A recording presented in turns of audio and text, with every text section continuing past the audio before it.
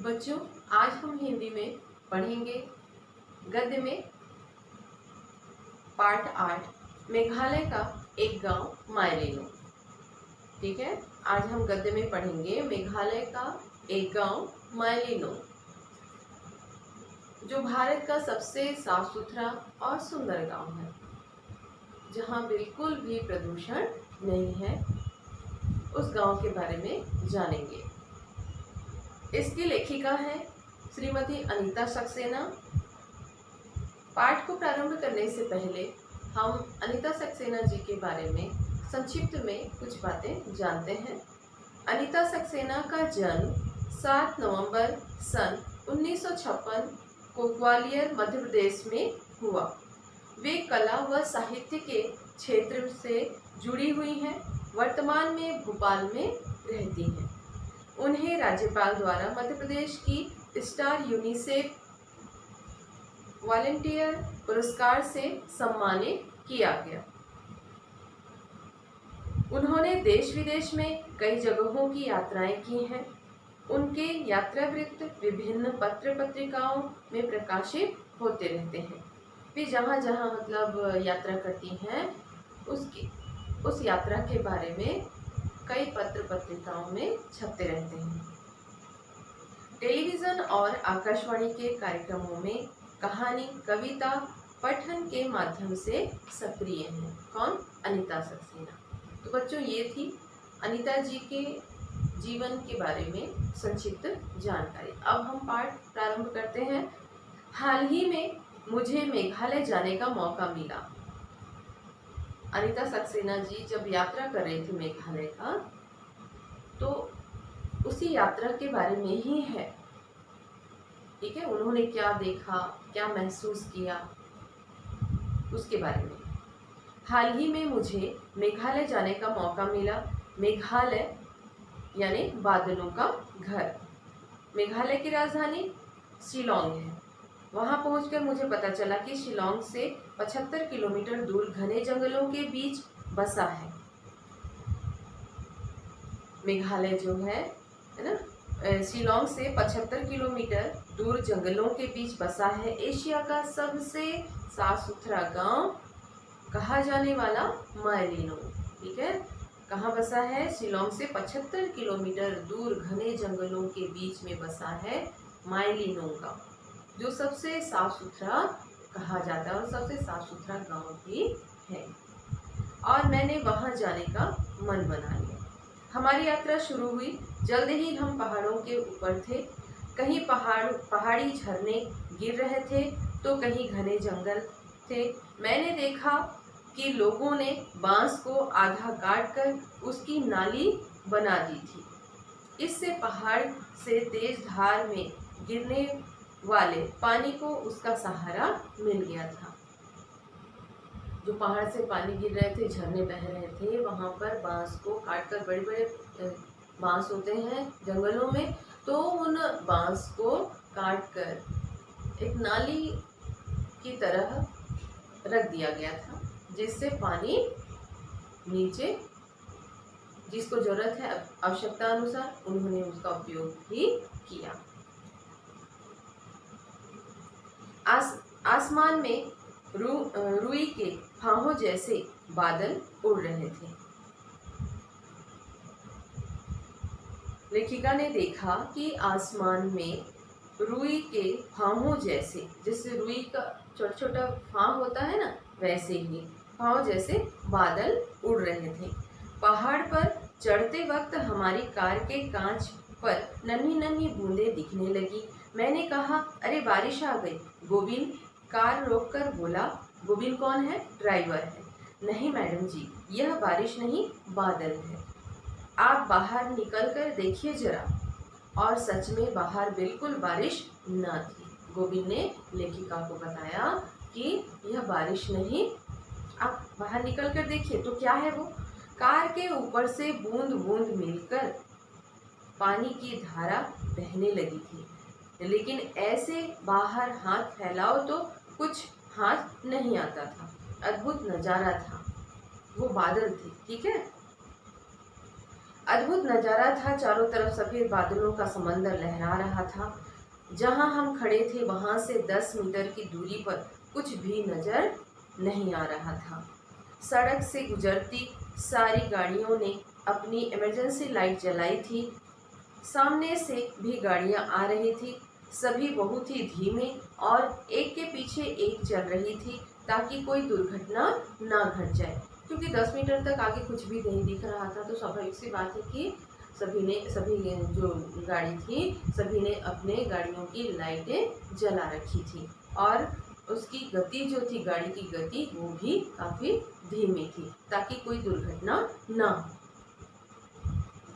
पहाड़ी रास्ता था।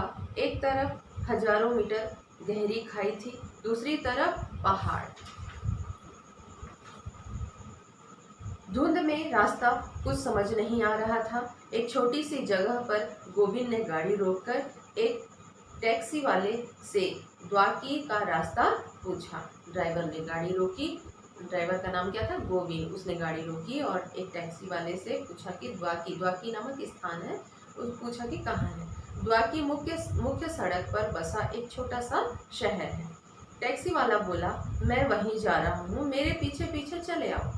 सारी बातचीत गोविंद के माध्यम से असमी में ही हो रही थी। हिंदी यहाँ कम ही बोलते हैं। धुंध में हम उसके पीछे पीछे चल दिए। आगे जाकर पोंटोंग नाम की एक जगह आई जहाँ से एक रास्ता द्वाकी जा रहा था। ठीक है, द्वाकी जाने के दौरान बीच में क्या पड़ा? पोंटोंग नामक स्थान और दूसरा माइलिनोंग। ठीक है, एक रास्ता जा रहा था द्वाकी की ओर, तो दूसरा जो रास्ता जा रहा था वो है माइलिनोंग। वहाँ उस सुमो के ड्राइवर ने गाड़ी रोकी और कांच खोलकर इशारा किया कि इस तरफ चले जाइए और हमारी गाड़ी वहाँ से 18 किलोमीटर दूर माइलिनोंग की तरफ बढ़ जाए। लेखिका की गाड़ी किस रास्ते की ओर चल पड़ी? माइलिनोंग की ओर। ट्रैवल मैगजीन, इस बॉक्स में पढ़ते हैं। ट्रैवल मैगजीन डिस्कवर इंडिया द्वारा 2003 में माइलिनोंग को एशियाज क्लीनेस्ट विलेज की उपाधि दी गई। इसके बाद 2005 में इसे भारत का सबसे साफ सुथरा गांव घोषित किया गया। यहाँ कचरा डालने वाले के लिए जगह जगह बांस की टोकरियां लगाई गई हैं। इनमें इकट्ठे किए हुए कचरे से फिर खाद बनाई जाती है। आम जनता के लिए सड़क किनारे बने साफ सुथरे शौचालय हैं। माइलिनोंग में हमारा गाइड हेनरी बना। माइलिनोंग जब पहुंचे तो वहाँ गाइड जो बना उसका नाम था, गाइड मतलब वहाँ की जानकारी देने वाला जो व्यक्ति था उसका नाम था हेनरी। हेनरी यहाँ घूमने आए लोगों को गांव दिखाने और उनके रहने खाने की व्यवस्था का काम करता है। वह अंग्रेजी और खासी 2 भाषाएं जानता है। ये खासी भाषा वहाँ बोली जाती है। तो जो हेनरी है वो अंग्रेजी और खासी भाषा को जानता है, 2 भाषाओं का जानकार था। हेनरी सबसे पहले हमें ट्री हाउस और बांस के कॉटेज दिखाने ले गया। ट्री हाउस मतलब पेड़ पर बना हुआ घर। वे बेहद खूबसूरत थे। उन्हें हेनरी के पिता ने बनाया था। ट्री हाउस बनाने के लिए सड़क के दोनों ओर के बड़े बड़े पेड़ों को बांस से जोड़ा गया था। उसके ऊपर मचान जैसा एक घर बना था। नीचे बांसों की सीढ़ी से एक घुमावदार रास्ता बना था। सारा काम बांस का ही था। मतलब जो मकान जो घर बना हुआ था वो बांस का ही बना था। वहाँ जो भी था लकड़ियों के ही बने थे। यहाँ तक कि बांधने के लिए भी बांस की ही पतली छालें इस्तेमाल की गई थी। मैं ट्री हाउस में एकदम ऊपर तक चढ़ गई। ट्री हाउस की छत से दूर तक एक समंदर दिख रहा था। सोचो कितना सुंदर दृश्य रहा होगा। यह बांग्लादेश में आई बाढ़ का पानी है। बांग्लादेश यहाँ से सिर्फ 3 किलोमीटर दूर है। लोग पैदल ही वहाँ आना जाना कर सकते हैं। अब हम आगे जानते हैं लाइट रूट ब्रिज। हम लोग लाइट रूट ब्रिज के रास्ते की ओर चल दिए। वहाँ पर लाइट रूट ब्रिज का रास्ता है, एक ब्रिज है, उस ब्रिज की ओर लेखिका की गाड़ी चली गई। गांव के अंदर से ही नीचे जंगल की तरफ उतरना था। शुरू में तो कोई दिक्कत नहीं हुई, पर जब खड़ी चट्टानों से उतरना पड़ा तो फिसलने की चिंता हुई। लेखिका किधर चल पड़ी? लाइववुड ब्रिज की ओर, लाइववुड ब्रिज को देखने। तो वहां पे दिक्कत नहीं थी, पर खड़ी चट्टानें थी, तो वहां पर उतरना काफी मुश्किल था।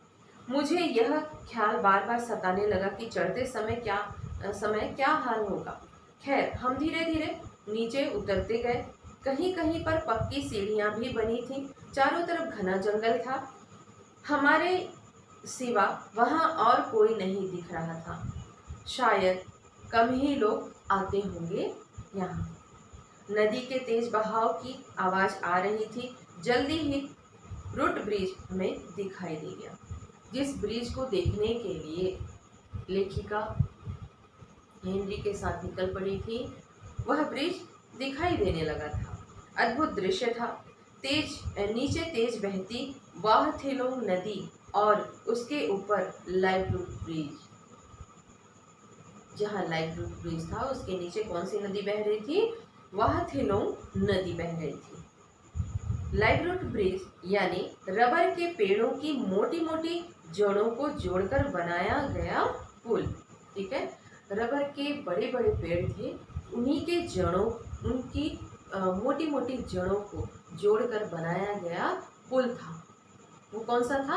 लाइववुड ब्रिज। ऐसी जड़ें जिन्हें कहीं से भी बांधा नहीं गया था, जो स्वाभाविक रूप से जुड़ी हुई थी। पुल अच्छा खासा चौड़ा था। उस पर बीच में मिट्टी बिछी हुई थी और गोल गोल पत्थर रखे हुए थे। हेनरी ने बताया कि यह पुल बहुत मजबूत है। 30 लोग भी खड़े हो जाएं तो इसका कुछ नहीं बिगड़ने वाला। हम लोग पुल पार कर उसके दूसरी तरफ पहुंचे। वहां दूसरे गांव जाने के लिए पहाड़ काटकर सीढ़ियां बनाई गई थी। हम लोगों ने चारों तरफ से पुल का मुआयना किया। हर तरफ से वह और ज्यादा सुंदर दिखता। यह कुदरत नहीं, इंसान का करिश्मा था। और इस पुल को किसने बनाया था? इंसानों ने ही बनाया था, रबर के पेड़ों के जड़ों के माध्यम से। ठीक है, तो बच्चों आज हम लोग यहीं तक पढ़ेंगे, बाकी जो है अगले वीडियो। ठीक, थैंक यू। इस पार्ट को जरूर पढ़ लेना।